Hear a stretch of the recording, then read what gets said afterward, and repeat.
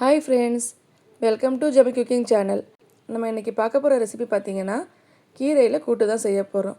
நம்ம கீரையை வாரத்தில் 3-4 நாள் எடுக்கிறது உடம்புக்கு ரொம்ப நல்லது. இந்த கூட்டு பார்த்திங்கன்னா வத்த குழம்பு, காரக்குழம்பு இல்லைன்னா ரச சாதத்தை கூட தொட்டு சாப்பிடும்போது ரொம்ப டேஸ்ட்டாக இருக்கும். வாங்க எப்படி செய்யலாம் சொல்லிட்டு பார்க்கலாம். அதுக்கு முன்னாடி நம்ம ஜெபி குக்கிங் சேனலில் மறக்காமல் லைக் பண்ணுங்கள், ஷேர் பண்ணுங்கள், சப்ஸ்கிரைப் பண்ணுங்கள்.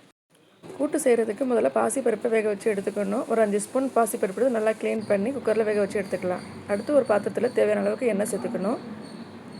எண்ணெய் சூடான உடனே 1/4 ஸ்பூன் கடுகு, 1/4 ஸ்பூன் சீரகம் சேர்த்து நல்லா பொரியட்டும். அடுத்து 2-3 காஞ்ச மிளகாவை கிள்ளி வச்சுருக்கு இது சேர்த்துக்கிறேன். ஒரு 10 பல் பூண்டு இடித்து வச்சுருக்கு அதுவும் இதை சேர்த்துக்கணும். அப்புறம் தேவையான அளவுக்கு கருவேப்பிலையை சேர்த்துக்கணும். சேர்த்து இந்த பூண்டு கருவேப்பிலை எல்லாமே இந்த எண்ணெயிலே 2 நிமிஷம் நல்லா வதக்கணும். அடுத்து பார்த்திங்கன்னா ஒரு பெரிய வெங்காயத்தை கட் பண்ணி வச்சுருக்கேன் பொடிசாக, அதில் சேர்த்துக்கணும். சேர்த்து இந்த எண்ணெயிலேயே நல்லா பொன்னிறமாக வதக்கிக்கணும்.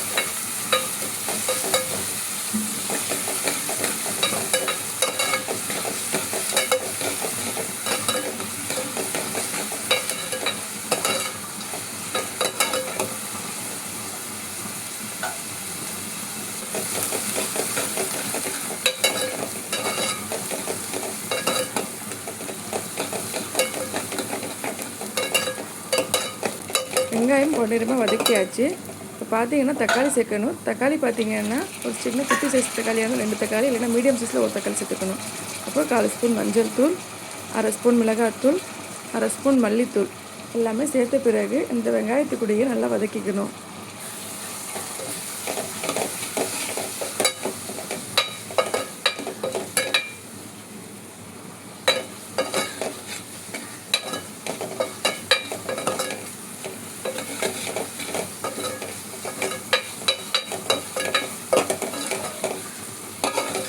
நல்லா எண்ணெய் பிரிஞ்சு வர அளவுக்கு வதக்கியாச்சு.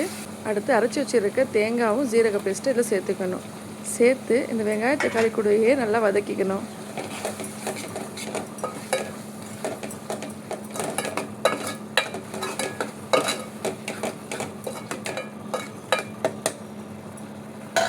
இப்போ இந்த கூட்டுக்கு தேவையான அளவுக்கு உப்பு சேர்த்துக்கணும்.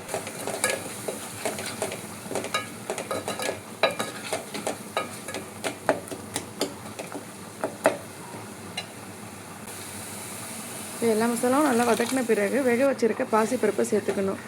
பாசிப்பருப்பு சேர்த்த பிறகு இந்த மசாலா கூடவே நல்லா மிக்ஸ் பண்ணணும்.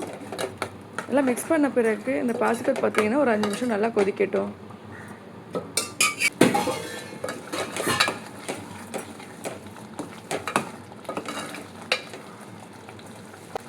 அடுத்து பார்த்திங்கன்னா க்ளீன் பண்ணி கட் பண்ணி வச்சுருக்க அரைக்கீரையை இதில் சேர்த்துக்கணும். சேர்த்து இந்த பருப்பு கூடயே இந்த கீரையை நல்லா மிக்ஸ் பண்ணணும்.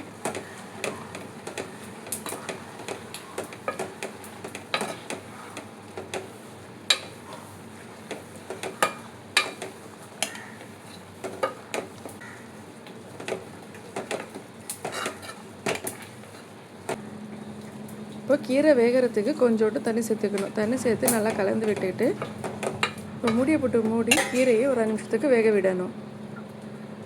இப்போ 5 நிமிஷம் கழிச்சு ஓப்பன் பண்ணி பார்த்தோன்னா கீரை நல்லா வெந்திருக்கும். இப்போ ஒரு தாட்டி நல்லா மிக்ஸ் பண்ணி விட்டுக்கணும்.